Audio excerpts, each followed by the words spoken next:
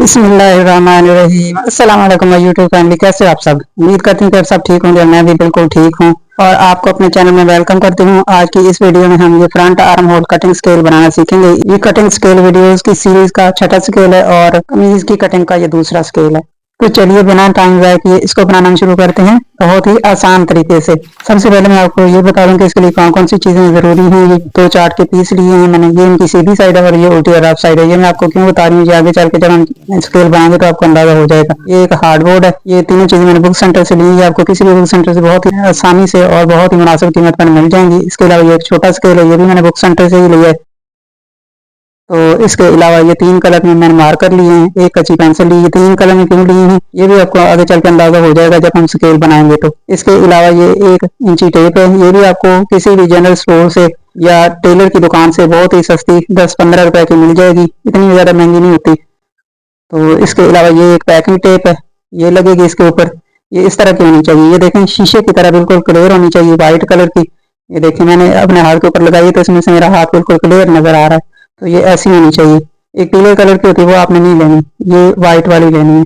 इस तरह cutting scale के ऊपर नंबर लगाकर जब हम इस पैकिंग टेप के साथ उसे कवर करेंगे तो इसमें से कटिंग स्केल के ऊपर लगे हुए नंबर बिल्कुल साफ नजर आएंगे। तो ये वाइट कलर की एक ये लेनी है, ये भी इतनी ज्यादा महंगी नहीं होती, 50-60 रुपए की आपको मिल जाएगी किसी भी बुक सेंटर से। इसके अलावा ये एक सीजर है, ये इस्तेमाल करेंगे। और ये मैंने एक गम ली है, ये भी आपको बुक सेंटर से ही मिल जाएगी। ये भी इतनी ज़्यादा महंगी नहीं होती, तकरीबन 150 रुपए की मिल जाती है। लेकिन फिर भी अगर आप ये भी नहीं लेना चाहते तो इसकी जगह एक रोटी का आटा ले लें और उसमें थोड़ा सा पानी डालकर पतला सा घोल बना लें और उसको मीडियम फ्लेम पर तकरीबन 3 से 4 मिनट तक पकाना। जब थोड़ा स्टिकी हो जाए तो आप वो भी इसकी जगह इस्तेमाल कर सकते हैं। अब इन सारी चीज़ों को साइड पे करेंगे और स्केल बनाना शुरू करते हैं। ये मैंने चार्ट का एक पीस काट लिया, इसकी लंबाई 10 इंच और चौड़ाई 6.5 इंच ली है। तो अब इसको इस तरह से उल्टा रख लिया। तो पहले मैं आपको इसकी पैमाइश करके दिखा देती हूँ। ये देखें इसकी लंबाई पूरी 10 इंच है। जैसे मैंने इंची टेप को इसके ऊपर रखा है तो ये देखें 10 इंच वाला निशान एक तरफ से किनारे पर है और दूसरी तरफ से इंची टेप का सिरा किनारे पर है। अब चौड़ाई की पैमाइश करेंगे तो ये देखें 6.5 इंच वाला निशान बिल्कुल किनारे के ऊपर है। तो पूरी 6.5 इंच इसकी चौड़ाई है और 10 इंच लंबाई ली है मैंने। क्योंकि ये स्केल हम लार्ज साइज का बना रहे हैं तो आराम की लंबाई 7.5 इंच लेंगे। ये देखें इंची टेप के ऊपर ये जो 7.5 इंच वाला निशान है ये बिल्कुल किनारे के ऊपर रखेंगे। ये देखें ये लाइन बिल्कुल किनारे के ऊपर है। अब इंची टेप को सीधा करेंगे और जहाँ इंची टेप खत्म होती है सिरे के ऊपर निशान लगा देंगे। अब थोड़ा सा आगे करके इसी तरीके से ये 7.5 इंच वाला निशान मैंने किनारे पर रखा, इंची टेप को सीधा किया, जहाँ इंची टेप खत्म हो रही है वहां इसके सामने निशान लगा दिया। आर्म होल की चौड़ाई 3 इंच लेंगे। अब जो 7.5 इंच लंबाई लेकर दो निशान लगाए थे उनके ऊपर इंची टेप के किनारे को इस तरह से सेट करके रखेंगे और ये 3 इंच वाला निशान किनारे पे आएगा और इसके बिल्कुल सामने जहाँ इंची टेप खत्म हो रही है वहां निशान लगा देंगे इस तरह से। इसी तरीके से दूसरे किनारे पर भी 3 इंच पर निशान लगाएंगे। ये देखें इंची टेप के ऊपर जो 3 इंच वाला निशान है ये मैंने किनारे के ऊपर रखा है, इंची टेप को बिल्कुल सीधा करके सेट किया किनारे के ऊपर और जहाँ इंची टेप खत्म हो रही है वहां निशान लगा दिया। अब लंबाई में जो दो निशान लगाए पहले इनको इस तरह स्केल की मदद से मिलाकर एक लाइन लगा लेंगे और फिर चौड़ाई वाले निशानों पर भी ये मैंने लाइन लगा दी है। पहले ये लाइन मैंने कच्ची पेंसिल के साथ लगाई है, अब इनको रेड मार्कर के साथ डार्क कर लेंगे और इस तरह ये चार्ट के कोने पर एक बॉक्स बन गया है। अब इंची टेप को इस लाइन के ऊपर इस तरह से सेट करके रखेंगे कि इंची टेप के ऊपर ये जो 4 इंच वाला निशान है ये चार्ट के किनारे पर आएगा और इंची टेप का किनारा इस लाइन के बिल्कुल ऊपर आएगा। तो इंची टेप के किनारे के बिल्कुल साथ साथ इस तरह रेड मार्कर के साथ लाइन लगाते हुए जहाँ इंची टेप खत्म हो रही है वहां तक लगाएंगे कोने तक। तो ये देखें पहले वाली लाइन से 1 इंच आगे की तरफ मैंने इस लाइन को बढ़ा दिया है। अब इंची टेप का कोना इस बॉक्स के कोने के ऊपर इस तरह से सेट करके रखेंगे कि इंची टेप का ये जो सिरा इस लाइन के बिल्कुल बराबर आए। तो इस लाइन के ऊपर पहला निशान ½ इंच पर लगाया, दूसरा 1 इंच पर लगा दिया। अब इसी तरीके से इस बॉक्स के कोने पर इंची टेप को इस तरह से सेट करके रख लेंगे। तो ऊपर वाली साइड सीधा करेंगे बिल्कुल इस लाइन के ऊपर ऊपर और निशान लगाएंगे। तो पहला निशान ½ इंच पर लगाएंगे, दूसरा 1 इंच पर, तीसरा 1.25 इंच पर और चौथा निशान 3 इंच पर लगाएंगे। तो ये देखें 3 इंच पर मैंने चौथा निशान भी लगा दिया। पांचवा निशान अब 5 इंच पर लगाएंगे। इसके बाद छठा निशान 6 इंच पर लगाएंगे। ये देखें 6 इंच पर मैंने छठा निशान भी लगा दिया। इसके बाद सातवां और आखिरी निशान 7 इंच पर लगाएंगे। तो ये देखें 7 इंच पर मैंने सातवां और आखिरी निशान भी लगा दिया। ये सारे निशान पहले मैंने कच्ची पेंसिल के साथ लगाए हैं, अब इनको नीले मार्कर के साथ डार्क कर लेंगे। पहले जो लाइन लगाई वो रेड मार्कर के साथ लगाई, अब इनको नीले मार्कर के साथ डार्क कर लेंगे ताकि ये निशान वाजे नजर आए। तो ये देखें मैंने इनको नीले मार्कर के साथ डार्क कर लिया है। अब इस निशान को इस निशान के साथ मिलाकर एक लाइन लगाएंगे। ये पहला निशान छोड़ के दूसरे के ऊपर स्केल का मैंने किनारा रखा है और दूसरी साइड स्केल का दूसरा किनारा इस निशान के ऊपर रखा है और इस तरह एक तिरछी लाइन लगा लेंगे इन दोनों को मिलाकर। तो ये देखें पहले मैंने कच्ची पेंसिल के साथ इन दोनों निशानों को मिलाकर एक लाइन लगा ली है। अब इस लाइन को रेड मार्कर के साथ इस तरह से डार्क कर लेंगे। तो ये देखें इस तरह रेड मार्कर के साथ मैंने इस लाइन को डार्क कर लिया है। तो अब शेप बनाने से पहले इस लाइन के ऊपर इंची टेप को इस तरह से रखेंगे और इन निशानों को दोबारा डार्क करके लगा देंगे, क्योंकि दो निशानों से मिस हो गए थे इसलिए दोबारा लगा लेते हैं। पहला निशान हाफ इंच पे लगाया, दूसरा 1 इंच पर, तीसरा निशान 2.25 इंच पे लगाएंगे, चौथा निशान 3 इंच पर, पांचवा 4 इंच पर, छठा निशान 5 इंच पर, सातवां 6 इंच पर और आठवां और आखिरी निशान 7 इंच पर लगा दिया है। अब इंची टेप का सिरा इस निशान के ऊपर रखेंगे और लाइन के ऊपर बराबर करेंगे यहाँ से, और इस निशान के बिल्कुल सामने 1/4 इंच पर निशान लगा देंगे। अब इंची टेप को इस तरह से तिरछा सेट करके रखेंगे कि एक तरफ से इंची टेप का किनारा इसे 1 इंच वाले निशान के ऊपर आएगा और दूसरी तरफ से इंची टेप का ये कोना इस बॉक्स के कोने पर आएगा और इंची टेप के ऊपर जो 1 इंच वाला निशान है इसके ऊपर बराबर निशान लगाएंगे। अब ये दूसरा निशान छोड़ देंगे और तीसरे निशान के ऊपर इंची टेप को इस तरह से सेट करके रखेंगे कि इसके ऊपर 1 इंच वाला निशान लाइन के बिल्कुल ऊपर आएगा और इसके बिल्कुल सामने हाफ इंच पर ये मैंने निशान लगा दिया। इसी तरह चौथे निशान के सामने भी हाफ इंच पर निशान लगाएंगे। इंची टेप के ऊपर जो 1 इंच वाला निशान है वो लाइन के बिल्कुल ऊपर है और उसके सामने हाफ इंच पर मैंने निशान लगा दिया।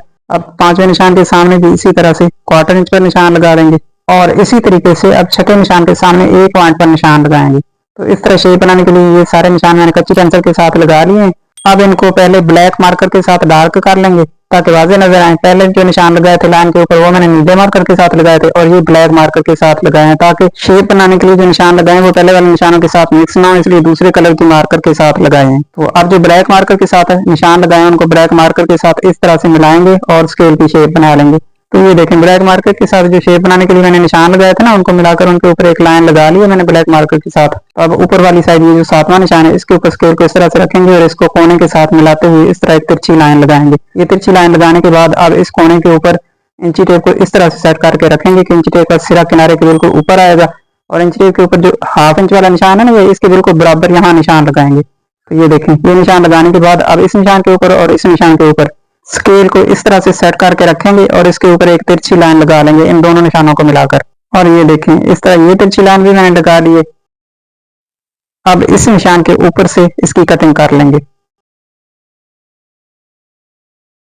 तो ये देखें इस निशान के ऊपर से मैंने इसकी कटिंग कर ली है। अब इसकी उल्टी साइड गम लगाएंगे। निशान भी उल्टी साइड लगाए थे तो शेप बनाने के लिए उल्टी साइड निशान लगाए थे, अब उल्टी साइड ही गम लगाएंगे। गम को अच्छी तरह से इसके ऊपर फैला लेंगे और अब इसको हार्डबोर्ड के ऊपर इस तरह से सेट करके रखेंगे। ऊपर से थोड़ा प्रेस करेंगे ताकि ये इसके साथ अच्छी तरह से चिपक जाए। यहाँ से मैंने बैक आर्म होल की कटिंग की थी तो इसलिए इसको यहाँ पर सेट करके रख लिया ताकि हार्डबोर्ड ज़ाया ना हो। तो इस तरह जैड के ऊपर काट कर बाद में हार्डबोर्ड के ऊपर चिपकाने का फायदा ये होता है कि हार्डबोर्ड ज़्यादा ज़ाया नहीं होता। तो ये देखें अब इसके ऊपर मैंने इसको सेट करके रख लिया। अब इसके किनारे के बिल्कुल साथ साथ इसकी कटिंग कर ली। तो इस तरह अब दूसरी साइड भी किनारे के बिल्कुल साथ साथ इसकी कटिंग कर लेंगे। इस तरह स्केल को हार्डबोर्ड के ऊपर चिपकाने के बाद जब हम इसकी कटिंग करते हैं तो ये आसानी से और सफाई से हो जाती है, क्योंकि चार्ट हार्डबोर्ड के साथ चिपक जाता है तो वो इधर उधर हिलता नहीं और हार्डबोर्ड भी काम की वजह से थोड़ा नरम हो जाता है और ये आसानी से इसकी कटिंग हो जाती है। ये देखें कितनी सफाई से और कितनी फिनिशिंग के साथ ये कट गया है। तो अब इसकी दूसरी साइड भी उसी तरीके से गम लगाएंगे जैसे पहले चार्ट पर लगाई थी। तो दूसरी साइड हार्डबोर्ड के ऊपर गम लगा लेंगे। तो ये देखें मैंने दूसरी साइड भी गम लगाकर इसको अच्छी तरह से फैला लिया है और दूसरी साइड अच्छी तरह गम लगाने के बाद अब ये मैंने चार्ट का एक पीस ले लिया है, इसको उल्टा रखा है। सीधी साइड ये देखें नीचे की तरफ है, उल्टी साइड ऊपर की तरफ कर ली है। अब इसके ऊपर स्केल को इस तरह से सीधा रखेंगे और दोनों किनारों से अच्छी तरह से बराबर करके सेट कर लेंगे और अच्छी तरह सेट करने के बाद इसको ऊपर से हाथ के साथ इस तरह थोड़ा सा प्रेस करेंगे ताकि ये इसके साथ चिपक जाए। तो ये देखें थोड़ा सा मैंने ऊपर से प्रेस किया है तो ये इसके साथ चिपक गया है। अब इसको थोड़ी देर के लिए छोड़ देंगे ताकि ये थोड़ा खुश्क हो जाए और थोड़ी देर के बाद ये इसके साथ चिपक गया है। तो अब मैं किनारे के बिल्कुल साथ साथ इसकी कटिंग कर लूंगी।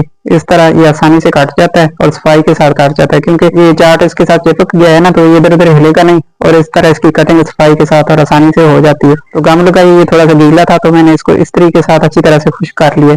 तो इस्त्री के साथ अच्छी तरह खुश्क करने के बाद अब इसके ऊपर नाम लिख देंगे front arm hole cutting scale.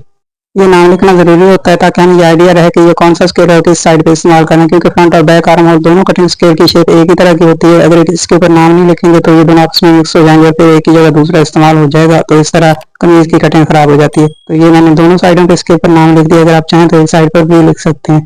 तो अब दोनों साइडों पे नाम लिखने के बाद अब इसके ऊपर पैकिंग टेप लगाएंगे। पैकिंग टेप लगाने और नाम लिखने से पहले आप इसको अच्छी तरह से इस्त्री के साथ खुश्क कर लें। तो अब इसके ऊपर पैकिंग टेप लगाएंगे।